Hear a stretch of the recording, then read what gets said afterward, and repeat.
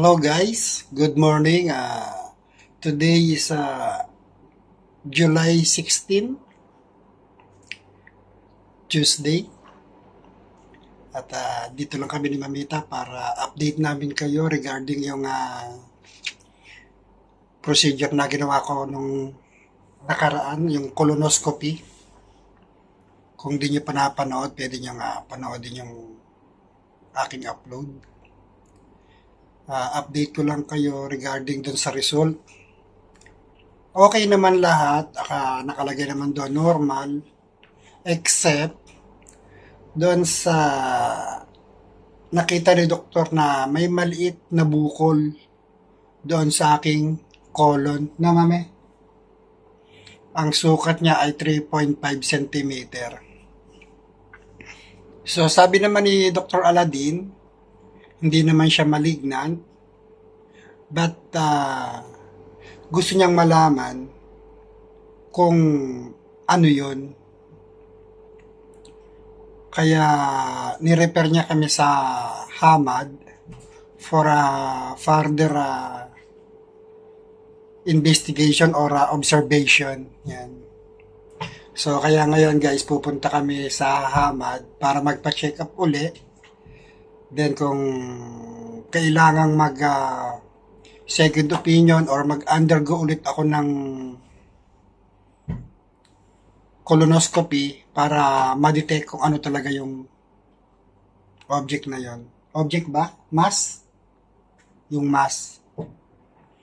So yan guys, kasama ko ulit si Mamita. Pupunta kami na sa Hamad sa surgical section. So sila ang mag-ano sa akin. Sila ang mag-check up sa akin. So, guys. Colorectal. Sa colorectal. Yan. Ng specialist. So, guys. Hanggang dito na lang muna at kami papunta na rin. Kasi may appointment naman ako ng 9 a.m. So, sabi dong sa akin, 30 minutes before the appointment, kailangan na andoon ako. Siguro may mga gagawin pa sila mga presasyon. Yan. So, guys, Pray for us. Pray for us. Pray for my fastest recovery dito sa nararamdaman ko. Although sabi naman ni doktor, hindi siya, walang dapat ikabahala. Pero siyempre, ikaw ba, malaman mo na may bukol ang bituka mo. Hindi ka ba mababahala? So guys, paalis na rin kami. So, pero naano ka naman na, di ba na-refer ka na that day ng colonoscopy, na-refer na siya doon. So, nagpunta na kami doon previously. So, ano naman na siya, na-check na ng konti doon sa emergency. So, pinauwi lang din kami para, sabi nila, bibigyan na lang kami ng appointment within a week. So, ayun, mabilis naman nabigyan ng appointment. Kaya, buti naman. So, tara na! So, tara na, guys! Update na lang ako pag nandun na kami sa ospital, ha? Ayos guys, papakita ko rin pala sa inyo yung picture, yung last result ng last aking colonoscopy. Para makita nyo rin yung kung ano ba yung sinasabi ko na bukol. Yan. So yan guys, yan na yung result ng aking colonoscopy. So kung makikita nyo, ayan, okay naman lahat, malinis, pero merong nakita dito si Doc na isang maliit na mass. Yan.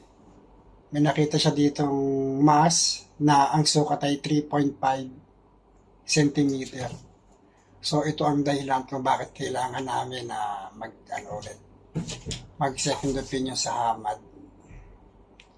Let's go, baka mali tayo. Okay, guys. So, yan guys. Sakay na kami ng Uber. Hindi namin dinala si Snow White kasi ang hirap ng parking. Ngayon may parking doon. Yeah. Kasi Okay. bakit mahirap din doon, ang liit na. Okay lang. Mas maganda na yung ganun. Kasi nung karapunta namin, hindi kami nakakita ng parking. Napunta kami ni Mamita sa pay parking. Nagpunta kami ng 5 o'clock. Nakauwi kami 1 ng madaling araw. Pero buti naman, medyo maliit pa rin yung binayaran namin. So yan guys, saglit lang naman yung ating travel time. 9 minutes ando na kami. So may time pa rin tayo.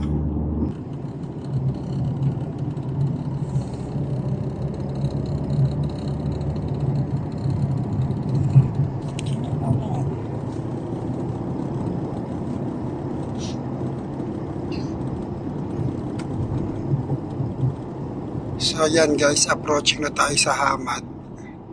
Masyado malaki itong Hamad eh. Yan yung Hamad guys. Oh. Yung parking lang yan.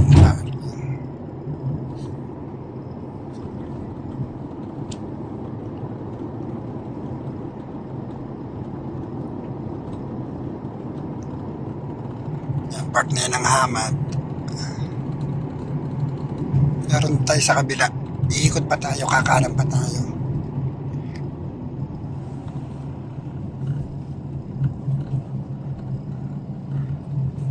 Ayan, kumain na tayo dito. Sa Menetos. Straight. Ayan, Surgical Specialty Center. Ayan. Handa mo na yung appointment. So guys, nandito na tayo. So yan guys, nandito na kami sa Hamad. So pasok na kami sa loob eh. Update ko na lang kayo kung ano man ang magiging sa akin ha. Bye-bye muna. A few inches later. Hello guys. Inyo. Bali tapos na kami kay Doc. So gaya ng inaasahan, i-re-schedule niya ako ng colonoscopy. Bali ngayon, pupunta kami doon sa ACC. Yan, sakay na naman kami na Uber.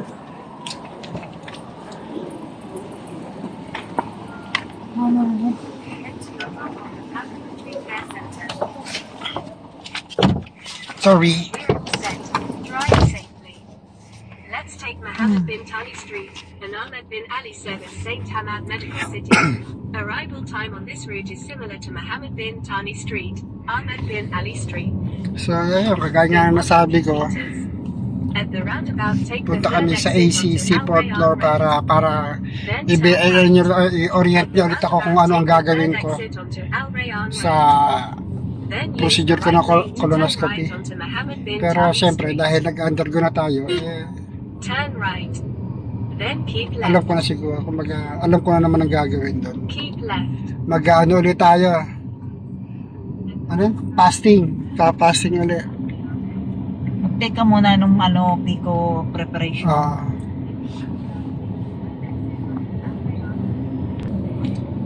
So bali guys, nagsakay kami ni Mamita kasi papunta doon sa ACC. Paglalakadin daw 30 minutes. Ang init. Nagbayad na ba ako?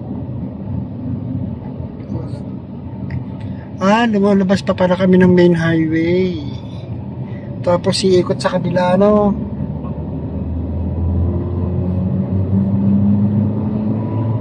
Nakadirect na ako.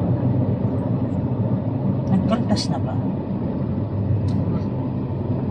Mahalaman naman yan, di ba? Hindi, nagkakaltas na siya bago ako.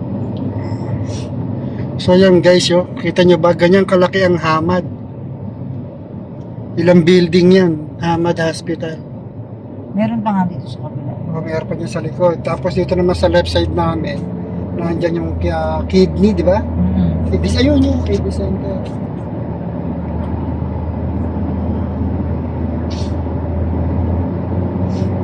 Hamad pa rin ba itong mga building na to?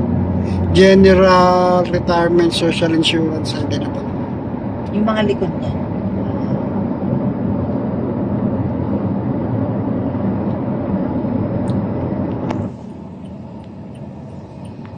So yan guys, yung mga building niya na Mamita, yan ang accommodation ng Hamad Hospital.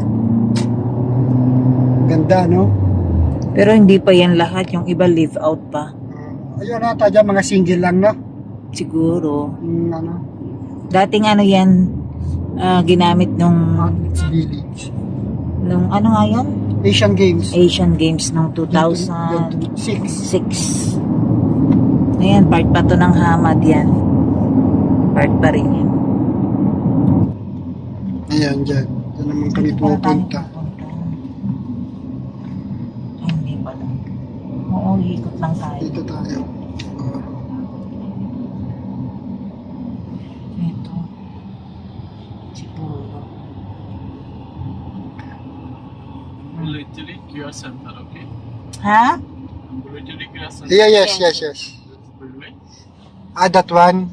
This building. That is the building. Their ambulatory Care Center. care center. Okay. We will go on the 4th floor. Fourth floor ba? You like drop here is good because this side no Yeah. U-turn. Yeah. Thank you very much, brother. Thank you, But sir. we can cross here. Yeah. Thank you. Here no U-turn. Here U-turn. So, ayan guys, andito na tayo sa ambulatory care center.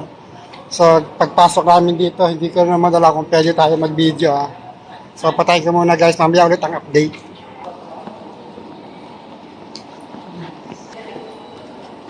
So, mag-elevator kami. 4th floor.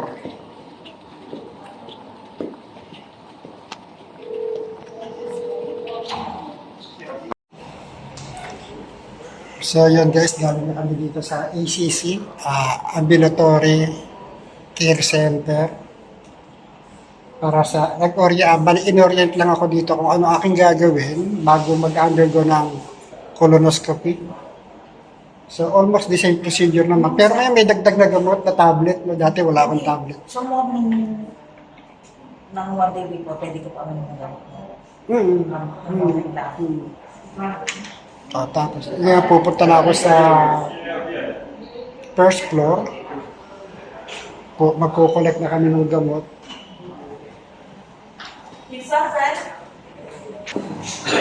So, yan guys, pupunta tayo ng pharmacy.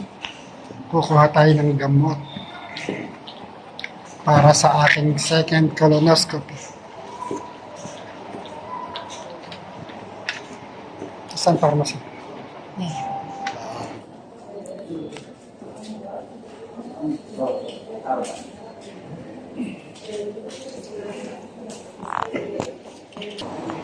So guys, yan, nakakuha na rin ako ng gamot. So may Same din ang gamot niya. last same time. din ng gamot na inom ko dati. Dito na tayo bababa.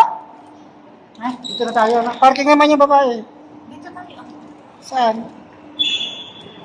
Kanina background ba tayo? Oo. Ano pa kayo na? Kain na tayo. Kunyari, may kachat ako. Mamaya ba na ako yun? So yun guys, uuwi na rin kami ni Mamita. Nakakuha na ako ng gamot. Yung gamot natin, ang binayaran ko ay 5 reals. So, napakamura. So ito, meron man dito nga sa labas. Diyan na kayo mag-aabang ng Uber. Ano yun? Less than 100. Ha? O, less than 100. Kasi, ang 10 reals ay 150, 75 no? Tapos sa colonoscopy mo, may babayaran kang 75 Ah. real. So, less than 1,000 peso. Normal lang yun kasi nasa government hospital tayo, Government syempre. to, pero mukhang private. Kailangan nila ng pondo eh. Kagano kaganda naman yung Hamad Hospital, oh guys, kita nyo ba? Uy, So yan guys, uwi na tayo. mag-insert tayo ng video. Ay, di ko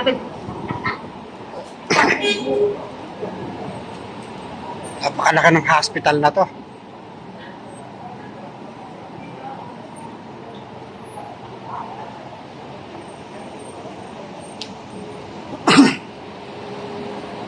So guys, yun lang ang activity natin ngayon. So nag-schedule ako ng colonoscopy. Then mamaya pupunta ako ng Hamad Hospital, ng Hamad ng Doha Clinic. Kukuhanin ko yung block ng biopsy ko. Then ibabalik ko dito sa Hamad. Tapos schedule naka-schedule na ako ng aking colonoscopy on July 21, 10 a.m. So guys, pray for me na sana wala namang makitang hindi maganda. Yan. So, sa mga bago sa channel ko, please subscribe sa Totos TV. Tapos pakihit yung ating notification bell para updated kayo sa ating mga video. Tapos para ma-update na rin kayo kung tungkol sa aking karamdaman. So guys, bye-bye! You want to say something? Init. Ayun, Wala mainit. ko salamin. Okay, sige. Bye-bye guys.